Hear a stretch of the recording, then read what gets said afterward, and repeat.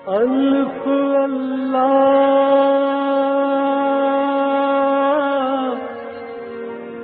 چمبے دی بوٹی میرے من وچ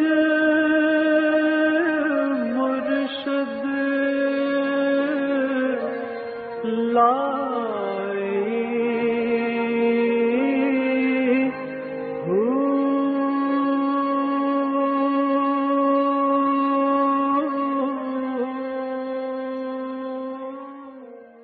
بسم اللہ الرحمن الرحیم۔ السلام علیکم، پریام المرشد اور میں ہوں منور عتیق۔ ناظرین محترم، آپ کے سوالات اور رہنمائی کے لیے ہمارے ساتھ موجود ہمارے بہت ہی محترم جناب حضرت امیر محمد اکرم بھوان صاحب۔ آپ سلسلہ نقشبندیہ اویسیہ کے شیخ ہیں، مترجم قرآن ہیں، مفکر قرآن ہیں، شاعر ہیں، ادیب ہیں، بہت سے حوالے ہیں آپ کے تعارف کے۔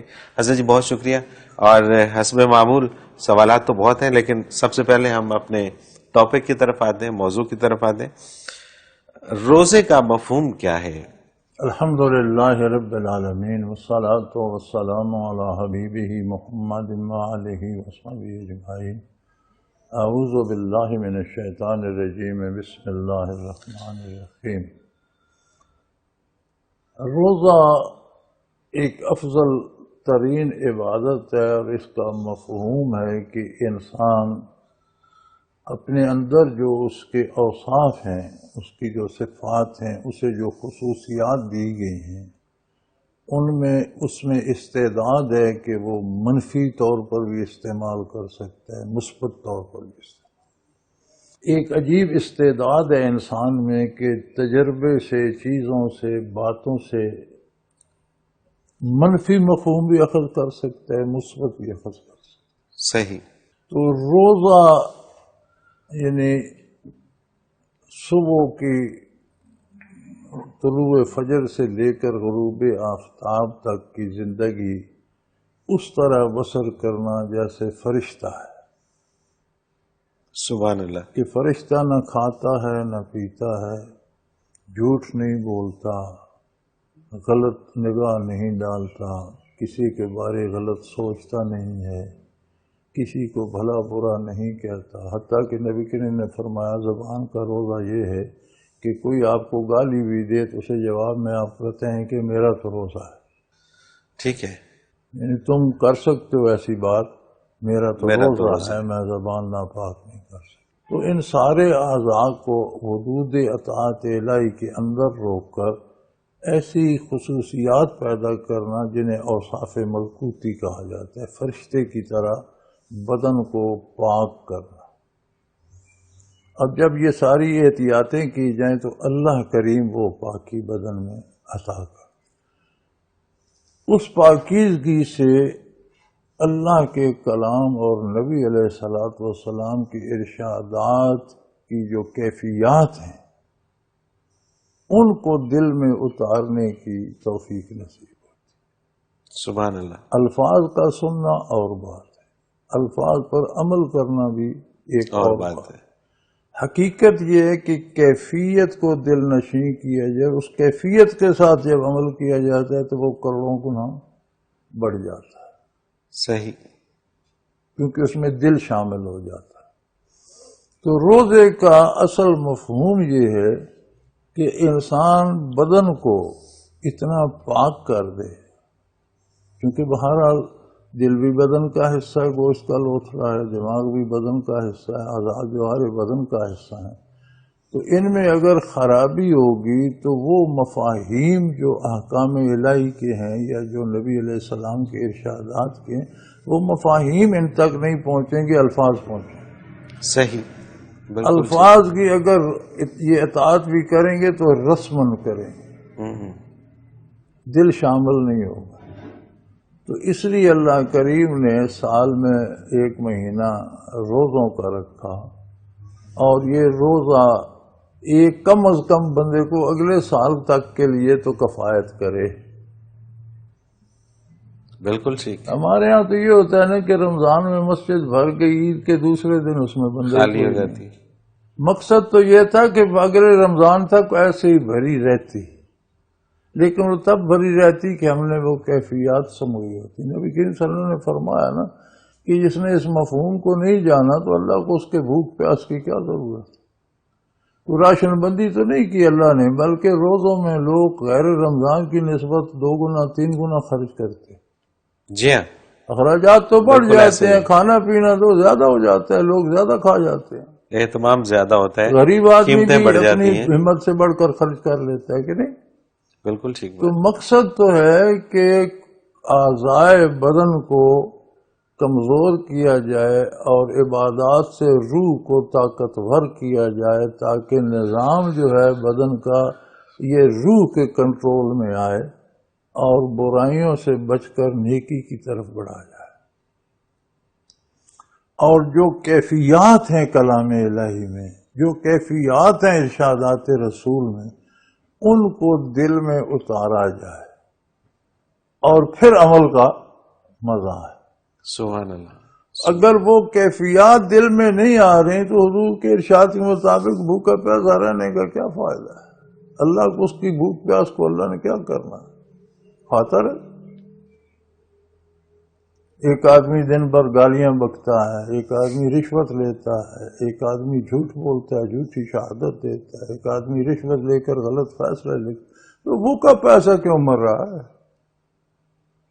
اس کی بھوک پیاس تو اللہ کو مطلوب نہیں، مطلوب تو وہ فرشتوں جیسی کیفیات تھیں، اوصاف ملکوتی تھے کہ بشر ہو کر اس میں، چونکہ فرشتہ جب احکام الہی پاتا ہے تو کیفیات پاتا ہے۔ صحیح۔ قرآن کریم فرماتا ہے نا، احکام الہی جب آتے ہیں تو فرشتے بالکل سٹن ہو جاتے ہیں، اور جب ہوش آتا ہے تو ایک دوسرے پوچھتے ہیں بھئی کیا حکم تھا؟ تو کہتے ہیں جو بھی تھا حق تھا۔ سبحان اللہ، سبحان اللہ۔ پھر انہیں سمجھ آتی ہے کہ حکم کیا تھا، وہ کیفیات سمجھتے ہیں، صرف الفاظ بھی سنتے ہیں لیکن الفاظ کے ساتھ کیفیات۔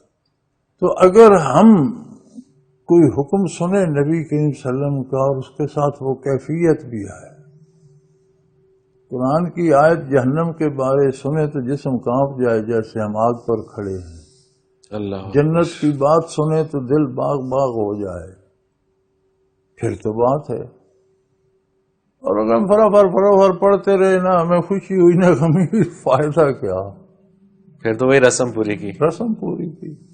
تو روزے کا مفہوم ہے کہ وجود کو لاغر کر کے عبادات سے روح کو قوت دے کر وہ استعداد پیدا کریں کہ کلام باری کی ارشادات پیغمبر صلی اللہ علیہ وسلم کی کیفیت دل میں آئے، اور پھر دل اطاعت کا راستہ اختیار کرے اور ان منازل کو پائے جو انسان کے لیے اللہ نے عالم بالا تک مقرر کی۔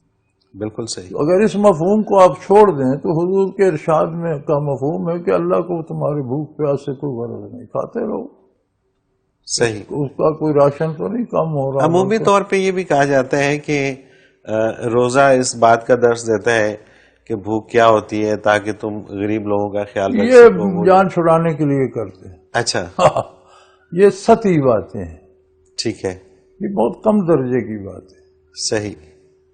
یہ کم درجے کی باتیں ہیں بھائی۔ یہ تو ویسے بھی بندے کو کسی دن کھانا نہ ملے تو اندازہ ہو جاتا ہے روزہ رکھے بغیر بھی۔ بالکل ٹھیک بات۔ یہ نہیں بات، یہ کم درجے کی باتیں ہیں۔ روزے کا اصل مفہوم یہ ہے کہ وجود اور وجود کی جو مادی طاقتیں ہیں وہ کمزور ہوں، روح اور روحانی قوتیں طاقت پکڑیں، اور اللہ کے کلام اور نبی کے ارشادات کے مفاہیم کی کیفیت دل میں اترے۔ بالکل ٹھیک بات۔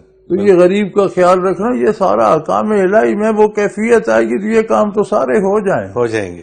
بالکل صحیح، بالکل صحیح۔ زکوٰۃ دینا، صدقات دینا، غریبوں کا خیال رکھنا، یہ سارے تو احکام الہی ہیں۔ جب ان کی کیفیت دل میں آئے گی کہ ان سے اللہ کی رضا کا کتنا تعلق ہے، تو یہ تو از خود ہو جائیں گے۔ یہ تو سطحی تعبیرات ہیں، جو حقیقت کو نہیں جانتے وہ یہ گمرو باندھتے رہتے ہیں۔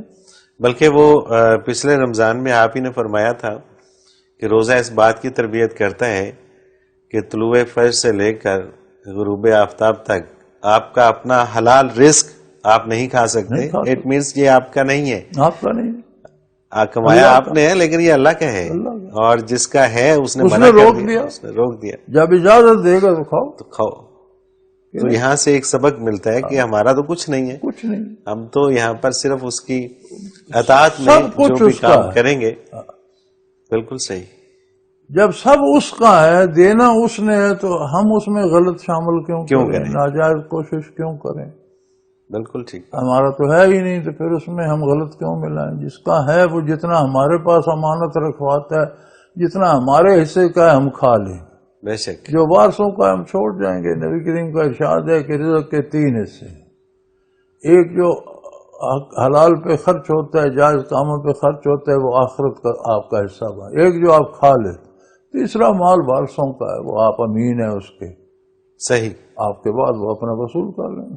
بالکل ٹھیک بات، بالکل صحیح، تو روزہ اس کیفیت کو سمونے کا اصل مقصد روزے کا وہ ہے۔ باقی بھائی جو نقل بھی کرتے ہیں، ہم تو دعا کرتے ہیں اللہ نقل بھی قبول کر لے، لیکن مقصد اس نے روزے کا پایا جس نے دل میں وہ کیفیات اتاری، حاصل کرنے کی روزے کی وجہ سے ذریعے سے استعداد پیدا کر لی۔ اب یہ اللہ کا کرم ہے کہ اس نے کہا تم روزہ رکھو اس خلوص، اس نیت کے ساتھ، میں تمہیں یہ استعداد دے دوں گا۔ حالانکہ وہ استعداد بہت قیمتی ہے، 30 روزے کیا ہیں 365 دنوں میں؟ کچھ بھی نہیں، 30 روزے کیا ہیں؟ کچھ نسبت نہیں بنتی، اللہ اکبر، لیکن اس کا انعام ہے، اس کا تم تھوڑی سی کوشش تو کرو، میں تمہیں اوصاف ملکوتی عطا کر، سبحان اللہ، سبحان اللہ، پھر تمہیں میری باتوں کا مزہ آئے گا۔ بے شک، سننا اور بات ہے، ماننا اور بات ہے، اس بات کا مزہ لینا اور اسے دل و جان سے قبول کرنا ایک اور بات ہے، بے شک، اس میں کوئی شک نہیں۔ حضرت جی مجھے ایک بریک پہ جانا ہے اور پھر کچھ سوالات ہیں، جب بریک سے واپس آئیں گے تو شامل کریں گے۔ ناظرین محترم، اگر آپ بھی اس پروگرام میں اپنے سوال کے ذریعے شامل ہونا چاہیں تو اسکرین پہ ہمارا نمبر موجود ہے، آپ نوٹ فرما لیجئے 0333495521، اور اسی طرح سے ہمیں آپ ای میل کے ذریعے بھی سوال بھیج سکتے ہیں۔ المرشد.tv کی ویب سائٹ پہ کوسچن کے آپشن میں جا کر سرچ کوسچنز کے ذریعے اپنے سوال کو ایک بار سرچ کر کے دیکھ لیں۔ اگر آپ کا موضوع پہلے ہی پروگرام کا حصہ بن چکا ہے تو آپ متعلقہ پروگرام میں اپنے سوال کا تفصیلی جواب سن سکتے ہیں۔ بصورت دیگر آپ اپنا سوال ہمیں سینڈ کر دیجئے، ہم اسے پروگرام کا حصہ بنائیں گے۔ ناظرین محترم، آپ کے تمام بھیجے گئے سوالات اس ویب سائٹ میں محفوظ ہو جاتے ہیں، آپ انہیں نام، شہر یا موضوع کے اعتبار سے کبھی بھی سرچ کر سکتے ہیں۔ اس کے علاوہ آپ اس ویب سائٹ میں قرآن کے آپشن میں جا کر حضرت جی کے اردو اور انگلش میں تراجم اور حضرت جی کی پنجابی اور اردو میں بیانیہ تفاسیر سے بھی فیض یاب ہو سکتے ہیں۔ مختصر کمرشل بریک، حاضر ہوتے ہیں، ہمارے ساتھ رہیے گا۔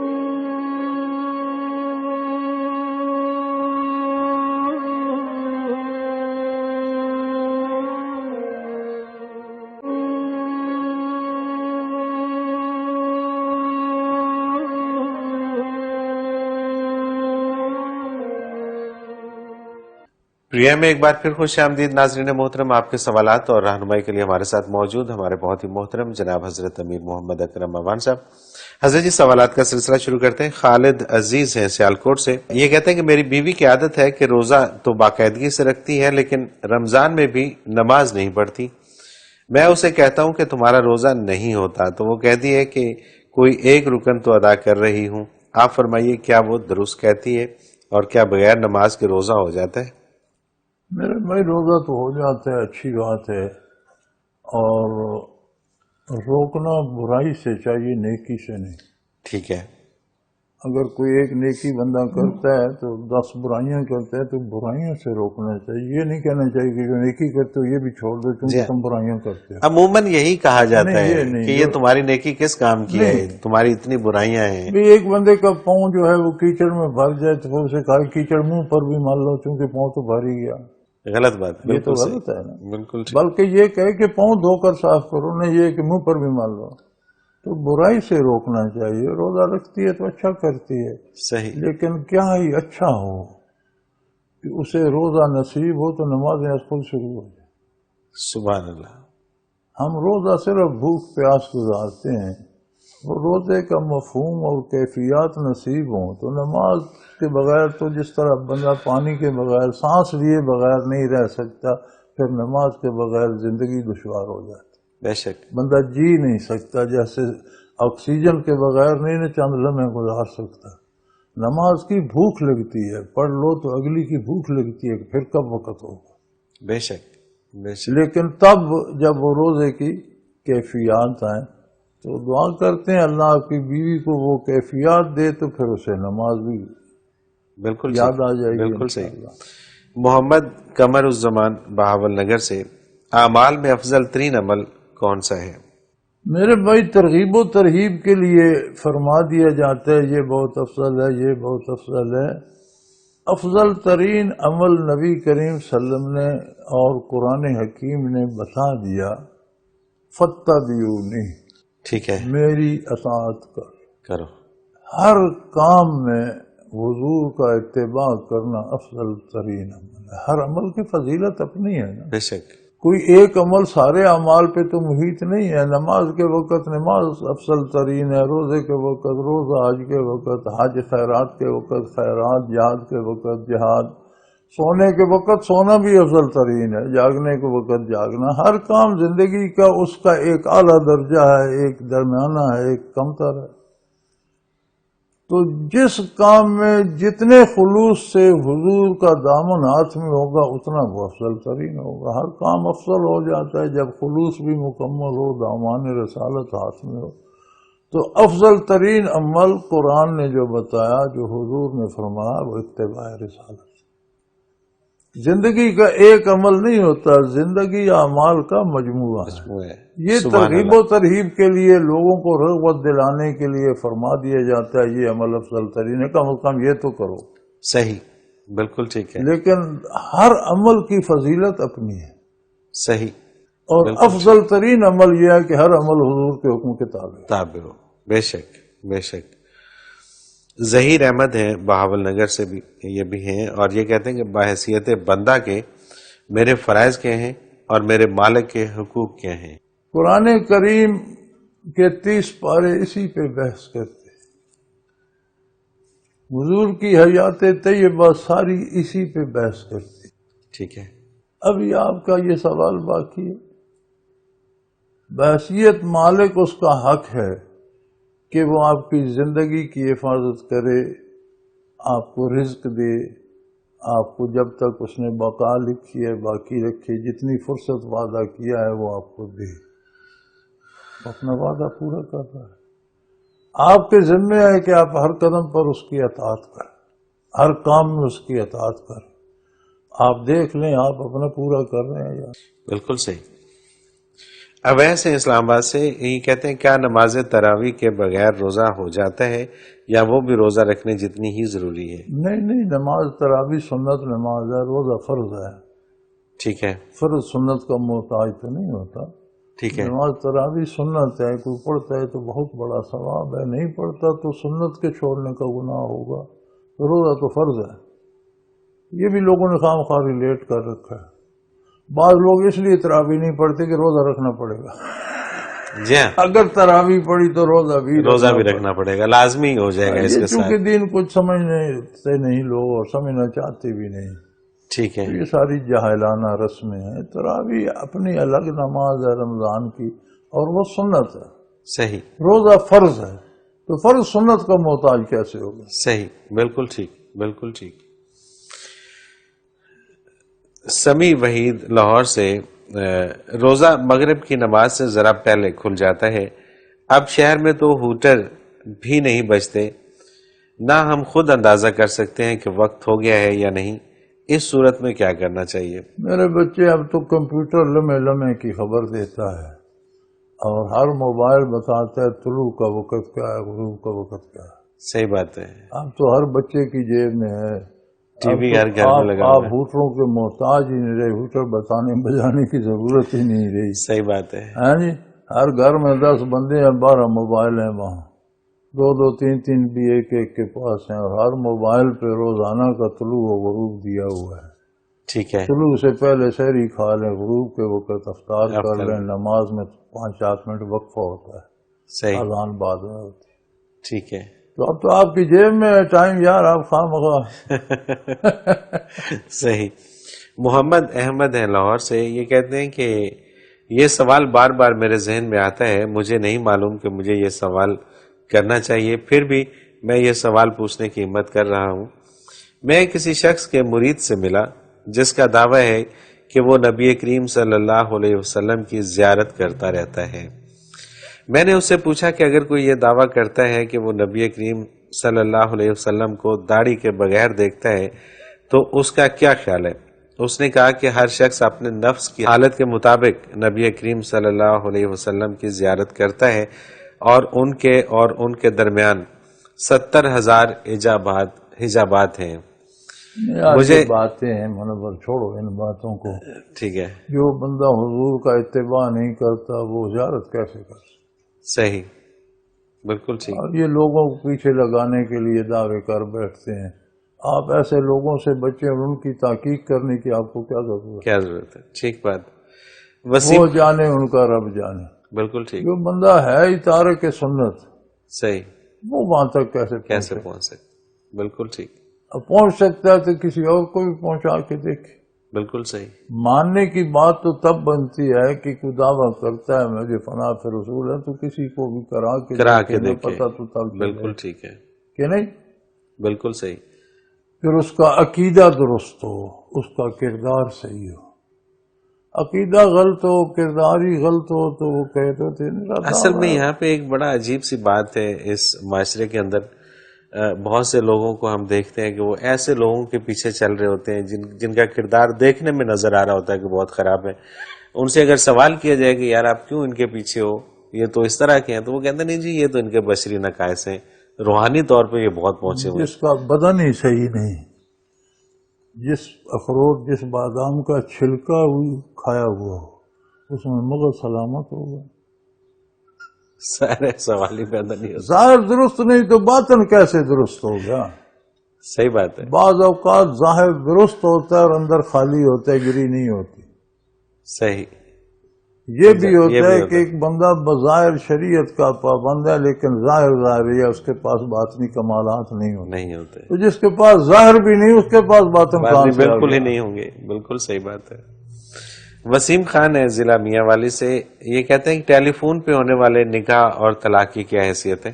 میرے بھائی اب عہد جدید کی بات ہے، اگر یہ یقین ہو کہ ٹیلی فون پہ بات کرنے والا بندہ وہی ہے، اس کی شہادت ہو، ٹھیک ہے، تو قابل قبول ہے، کوئی اور نہ ہو، خواہ نکاح ہو یا طلاق ہو، یہ تسلی ہونی چاہیے کہ جس کی طرف سے ہو رہا ہے بندہ وہی ہے۔ بالکل ٹھیک ہے، اس کی ضمانت ہونی چاہیے، تو نکاح ہو جاتا ہے، اور اسی طرح سے فون پہ طلاق بھی ہو جاتی ہے۔ اگر فون پہ میسج کر کے طلاق بھیجی جائے تو بھی ہو جاتی ہے، لیکن وہ بندہ خود میسج کرے، کوئی نہ کہے کہ وہ تمہیں طلاق دے رہا ہے، وہ نہیں ہوتی۔ ٹھیک ہے، تو اس کی کوئی اللہ بے جیم دوسرا کہے کہ اس نے تمہیں طلاق دے دی اس طرح، یا اس کے نمبر سے کوئی اور ٹائپ کر کے بھیج دے، وہ نہیں ہوتی۔ اس کی تصدیق کرنا ضروری ہے کہ اسی نے کی ہے۔ بندہ وہی ہونا چاہیے، ٹھیک ہے، کیونکہ وہ خود ہی نکاح ایجاب قبول بھی وہ خود ہی کر سکتا ہے، طلاق بھی خود ہی دے سکتا ہے۔ صحیح، بالکل صحیح۔ حضرت جی مجھے ایک بریک پہ جانا ہے، اور جب واپس آئیں گے تو کچھ اور سوال پروگرام میں شامل کریں گے۔ ناظرین محترم، اگر آپ بھی اس پروگرام میں اپنے سوال کے ذریعے شامل ہونا چاہیں تو اسکرین پہ ہمارا نمبر موجود ہے، آپ نوٹ فرما لیجیے 033349555021۔ اسی طرح سے آپ ہمیں ای میل کے ذریعے بھی اپنا سوال بھیج سکتے ہیں۔ almurshid.tv کی ویب سائٹ پہ کوشچن کے آپشن میں جا کر سرچ کوشچنز کے ذریعے اپنے سوال کو ایک بار سرچ کر کے دیکھ لیں۔ اگر آپ کا موضوع پہلے ہی پروگرام کا حصہ بن چکا ہے تو آپ متعلقہ پروگرام میں اپنے سوال کا تفصیلی جواب سن سکتے ہیں۔ بصورت دیگر آپ اپنا سوال ہمیں سینڈ کر دیجئے، ہم اسے پروگرام کا حصہ بنائیں گے۔ ناظرین محترم، آپ کے تمام بھیجے گئے سوالات اس ویب سائٹ میں محفوظ ہو جاتے ہیں۔ آپ انہیں نام، شہر یا موضوع کے اعتبار سے کبھی بھی سرچ کر سکتے ہیں۔ اس کے علاوہ آپ اس ویب سائٹ میں قرآن کے آپشن میں جا کر حضرت جی کے اردو اور انگلش میں تراجم اور حضرت جی کی پنجابی اور اردو میں بیانیہ تفاسیر سے بھی فیض یاب ہو سکتے ہیں۔ ایک مختصر کمرشل بریک، حاضر ہوتے ہیں، ہمارے ساتھ رہیے گا۔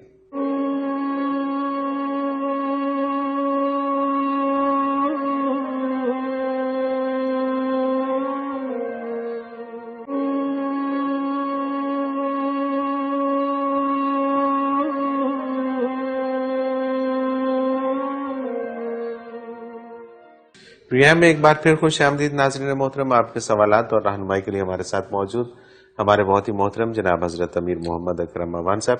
حضرت جی سوالات کا سلسلہ پھر شروع کرتے ہیں. مرید مینا چک نمبر 174 گاب بے سمندری فیصل آباد. وجدانی کیفیت کیسے آتی ہے؟ میرے بچے یہ ساری چیزیں کرنے سے ہوتی ہیں، باتوں سے نہیں ہوتی. ٹھیک ہے. وجدان ایک قلبی کیفیت ہے، دل کا ایک حال ہے. یہ راہ سلوک میں جو علم عطا ہوتا ہے اس کے حصول کے دو ذریعے ہیں. ایک ہوتا ہے کشف. کشف ہوتا ہے کہ پردے ہٹا دینا، یعنی اسے کچھ نظر آنے لگ جاتا ہے جس سے وہ علوم حاصل کرتا ہے، اسے کشف کہتے ہیں. ایک کیفیت ہوتی ہے کہ بات اس کے دل میں آ جاتی ہے. ٹھیک ہے. اسے سمجھ آ جاتی ہے آگے یہ بات ہے، اسے وجدان کہتے ہیں. ٹھیک ہے. یہ جو پاگل ہو جائے اسے کہتے ہیں اس پر وجدان لگ گیا، وہ وجدان نہیں ہوتا. حقیقت آشنائی وجدان ہوتا ہے. صحیح. یعنی ہم جہاں بیٹھے ہم بات کر رہے ہیں، کوئی صاحب وجدان بیٹھا ہوگا تو وہ دیکھ رہا ہوگا کہ ان باتوں کے نتائج کیا ہیں، کیا کرنا چاہیے کیا نہیں کرنا چاہیے. اور یہ راہ سلوک میں جب باطن کی آنکھ کھلتی ہے تو یہ دو ذریعے حصول علم کے ہیں روح کے. ایک کا نام کشف ہے، کشف میں چیزیں دکھائی دیتی. دوسرے کا نام وجدان ہے، اس میں چیزیں دکھائی نہیں دیتی، مفہوم دل میں آ جاتا ہے. اور اہل تصوف کہتے ہیں کہ وجدان جو ہوتا ہے یہ کشف سے زیادہ مضبوط ہوتا ہے. کشف میں غلطی لگنے کا زیادہ امکان ہے، وجدان میں کم ہوتا ہے. صحیح. اب آپ نے پتہ نہیں کس حال کا نام وجدان رکھو، جو پاگل ہو جائے یا اس لوگ پورنے سے کہتے ہیں اسے وجدان ہو گیا، تو یہ تو نہیں ہے وجدان. بالکل صحیح. وجدان اصل میں اس کیفیت کا. ٹھیک ہے. بالکل ٹھیک بات. سلطان اقبال ہیں فیصل آباد سے، یہ کہتے ہیں کہ بہت سے لوگ اس نیت سے روزہ رکھتے ہیں کہ وزن کم ہو جائے، کیا یہ درست ہے؟ یہ دنیاوی فائدے جو ہیں یہ بائی پروڈکٹس ہیں. ٹھیک ہے. مثلا نماز جو ہے یہ پاؤں کی انگلیوں سے لے کر گردن تک، کمر تک، بازوؤں کی، سر کی ایک ایک پٹھے کی ورزش ہے. بے شک. قیام، رکوع، سجود، تحیات، سلام پھیرنے تک. لیکن اگر کوئی ورزش کی نیت سے نماز پڑھے تو نماز نہیں ہوتی. نماز اللہ کی رضا کے لیے پڑھے، ورزش پاس خود ہو جائے گی. بے شک. روزہ اللہ کی رضا کے لیے رکھے، وزن کی کمی خود نیت یہ ہو کہ وزن کم ہو پھر روزہ پھر نہیں ہوتا. بالکل ٹھیک بات ہے. بالکل صحیح. احسن علی ہیں اسلام آباد سے، یہ کہتے ہیں کہ روزہ آخر کھجور ہی سے کیوں افطار کرنا افضل ہے؟ لوگوں کی مرضی کھجور سے کرتے ہیں. اچھا. عرب میں تو چونکہ کھانا ہی کھجور تھا. ٹھیک ہے. میں بھی اس کا کوئی شرعی حکم؟ میں بھی حیران ہوتا تھا کہ 2 کھجوریں 3 کھجوریں، اب میدان بدر میں 5 کھجوریں ہر ایک مجاہد کو تقسیم کی گئیں.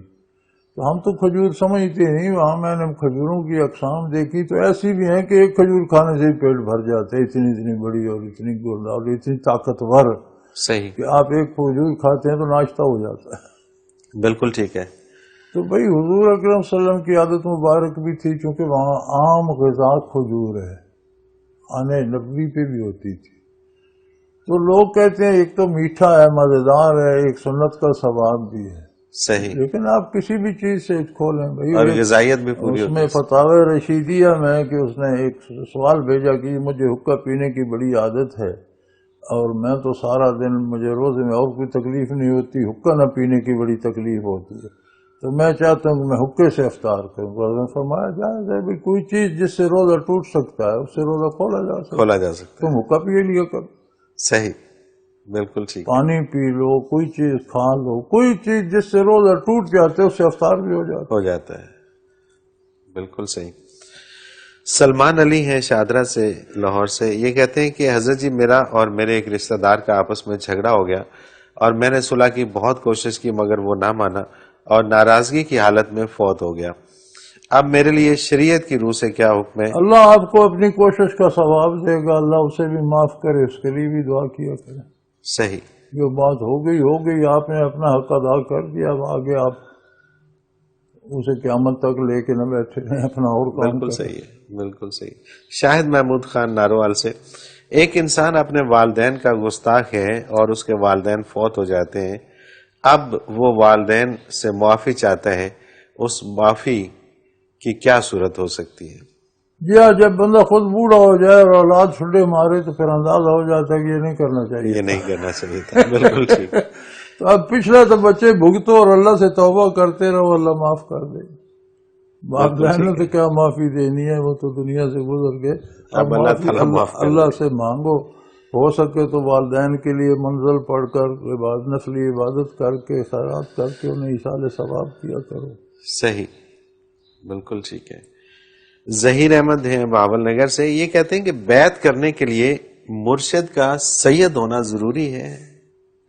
ارے بھائی، سید کہاں سے آ گئے؟ یہاں تو جو جمعرات کو پیدا اس کے نام کے ساتھ شاہ لگا دیتے ہیں۔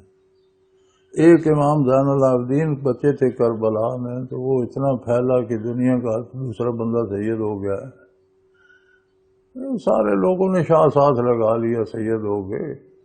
سید کہاں ملتے ہیں میرے بھائی؟ حضور کی نسل ہو اور وہ بدصورت بھی ہو، حضور کی نسل ہو اور بد کردار بھی ہو، حضور کی نسل اور علم سے خالی ہو، یہ ممکن نہیں، میری سمجھ میں تو نہیں ہے۔ بالکل صحیح۔ سلمہ شاہد ناروے سے، حضرت جی نماز تراویح کی کم از کم کتنی رکعتیں ادا کرنی چاہیے؟ بچے کم از کم اناف کے نزدیک تو 20 ہیں، زیادہ آپ 30 پڑھیں، 36 پڑھیں، 40 پڑھیں، 50 پڑھیں، سنت نماز ہے، جتنی ہمت کریں کر لیں۔ ٹھیک ہے، نہیں کم سے صحابہ کم کرام سے ثابت ہے، بعض نے 40 پڑھی ہیں، بعض نے زیادہ بھی پڑھی ہیں، کم از کم 20 ہیں۔ ٹھیک ہے۔ انہی کا ہمارے دوسرا غیر مقلد حضرات جو ہیں وہ پڑھتے ہیں 8 رکعت، اور وہ حضور کے عمل سے دلیل لیتے ہیں، لیکن امام ابو حنیفہ رحمۃ اللہ فرماتے ہیں کہ حضور کی پڑھتے تھے 3 وتر اور 8 رکعت، وہ تراویح نہیں تھی، حضور سالہ سال پڑھتے تھے، تو وہ تہجد کی نماز تھی۔ ٹھیک ہے، تہجد حضور ساری عمر 8 رکعت تہجد اور 3 رکعت وتر صحیح، پڑھا کرتے تھے رات کو، تو وہ ٹھیک ہے۔ تہجد کی تھی۔ تراویح حضور نے 2 دن پڑھائی، تیسرے دن حضور تشریف نہیں لائے، صحابہ انتظار کرتے رہے تو آپ نہیں آئے۔ پھر جب حضور تشریف کافی دیر بعد لائے تو سارے بیٹھے تھے، یا رسول ہم تو بیٹھے ہیں، آپ تراویح پڑھیں۔ آپ نے فرمایا میں ڈرتا ہوں کہ یہ فرض نہ ہو جائے، اور اگر فرض ہو گئی تو بڑی مشکل ہو جائے گی۔ سنت تو کسی نے ادا کر لی، کسی نے نہ کی، فرض تو ہر ایک کو ادا کرنا پڑے گا، تو اپنی اپنی پڑھ لو۔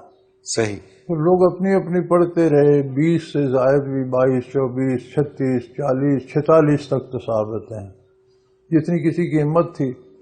عہد ابوبکر صدیق میں یہی رہا۔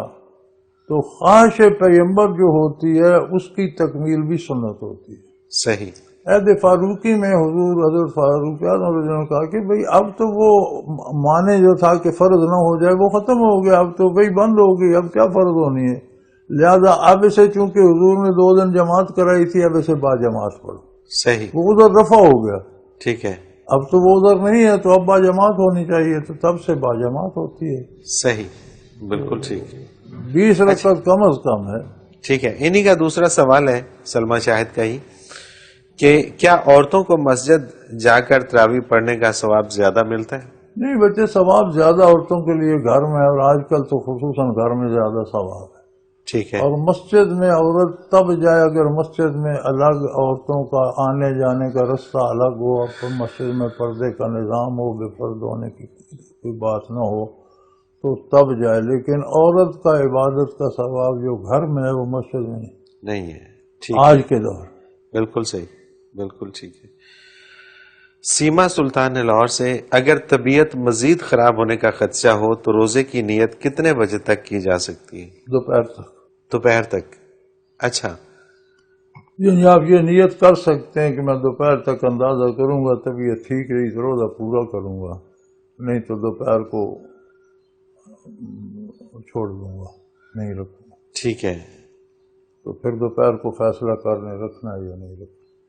بالکل صحیح، بعض لوگ ہوتے ہیں نا، بیمار ہوتے ہیں، تکلیف ہوتی ہے، اندازہ کر سکتے ہیں، یہ دوپہر تک، اگر دوپہر سے بعد تک رکھ لیا تو پھر شام تک رکھ، ٹھیک ہے، نہیں تو یا دوپہر کوئی میڈیسن کھا لیے جس کا افاقہ ہو رہا ہے اور بندہ یہ سمجھ رہا ہے وہ کہ بندہ شاید اپنی حالت سے آگاہ ہوتا ہے، آگاہ دوپہر ہوتا تک فیصلہ کر لے، کر سکتے ہیں، تو بالکل ٹھیک، دوپہر تک افطار کر لے، اس نیت سے رکھا ہو کہ اگر طبیعت ٹھیک نہیں تو دوپہر تک رکھ کے افطار کر دوں گا، تو وہ روزہ تو نہیں ہوتا لیکن گناہ نہیں نہیں ہوتا، ختم ہو گیا، جیسے ٹھیک ہے، روزہ نہیں رکھا، ٹھیک ہے، ٹھیک ہے، آدھے روزے کا ثواب نہیں ہوتا، وہ ایسے ہوتا ہے جیسے رکھا ہی نہیں تھا۔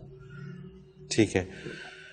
آخر میں محمد اختر محمد رزاق فتح جنگ سے یہ کہتے ہیں کہ ہمارا بہت دل چاہتا ہے کہ مسلم امہ پھر سے یکجا ہو جائے اور مسلمانوں کا سنہری دور لوٹ آئے، اس کے لیے ہمیں اپنا کردار کیسے اور کیا ادا کرنا چاہیے؟ آپ اپنی ذات کو اگر اس قابل بنا لیں کہ آپ کا کوئی عمل خلاف سنت نہ رہے تو آپ سمجھے امت میں سے 2 بندوں کو تو آپ نے سنبھال دیا۔ سبحان اللہ، سبحان اللہ، تو کیا امت بات، بندوں سے ہی ہے نا، بے شک، بے شک، قوم افراد سے عبارت ہے نا، تو آپ نے 2 کو تو سنبھال لیا۔ سنبھال لیا، تو اللہ سبحان کرے آپ کے ساتھ یہ اور پھیلنا شروع ہو جائے۔ اصل ہمارا مسئلہ یہ ہے کہ چاہتے ہم سارے ہیں لیکن کہتے ہیں میری تو خیر ہے دوسرے ہو جائے۔ دوسرے ہو جائیں، اصل مسئلہ یہ ہے، اگر ہم اپنے اپنے کو ٹھیک کرنا شروع کر دیں تو سب ہو جائے، سب سے آسان بات ہے۔ بے شک، تو میرے بچے آپ کے ذمے بھی یہ ہے کہ اپنے آپ کو آپ صحیح مسلمان سوچ فکر سے لے کر کردار تک ثابت کریں۔ بالکل ٹھیک، اللہ کرے آپ کی یہ تاریخ پھیلے اور لوگ بھی اپنے آپ کو کرنا شروع کر دے اور عمل کا وہ دور لوٹ آئے۔ صحیح، بالکل ٹھیک، لیکن سب سے پہلے آپ نے اوپر اپنے امپلیمنٹ کریں۔ حضرت جی، پروگرام کا وقت آپ نے اختتام کو پہنچ رہا ہے، آپ کا بہت شکریہ کہ آپ نے وقت دیا، سوال کافی سارے رہ گئے لیکن اگلے پروگرام میں کوشش کریں گے کہ ان کو شامل کیا جائے۔ ناظرین محترم، اگر آپ بھی اس پروگرام میں اپنے سوال کے ذریعے شامل ہونا چاہیں تو اسکرین پہ ہمارا نمبر موجود ہے، آپ نوٹ فرما لیجیے 0334955021، اور اسی طرح سے آپ ہمیں ای میل کے ذریعے بھی اپنا سوال بھیج سکتے ہیں۔ almurshed.tv کی ویب سائٹ پہ کوشچن کے آپشن میں جا کر سرچ کوشچنز کے ذریعے اپنے سوال کو ایک بار سرچ کر کے دیکھ لیں۔ اگر آپ کا موضوع پہلے ہی پروگرام کا حصہ بن چکا ہے تو آپ متعلقہ پروگرام میں اپنے سوال کا تفصیلی جواب سن سکتے ہیں۔ بصورت دیگر آپ اپنا سوال ہمیں سینڈ کر دیجئے، ہم اسے پروگرام کا حصہ بنائیں گے۔ ناظرین محترم، آپ کے تمام بھیجے گئے سوالات اس ویب سائٹ میں محفوظ ہو جاتے ہیں، آپ انہیں نام، شہر یا موضوع کے اعتبار سے کبھی بھی سرچ کر سکتے ہیں۔ اس کے علاوہ آپ اس ویب سائٹ میں قرآن کے آپشن میں جا کر حضرت جی کے اردو اور انگلش میں تراجم اور حضرت جی کی پنجابی اور اردو میں بیانیہ تفاسیر سے بھی فیضیاب ہو سکتے ہیں۔ اس کے ساتھ ہی آج کے پروگرام کا وقت اپنے اختتام کو پہنچا۔ منور عتیق کو اجازت دیجیے، اللہ حافظ۔ لا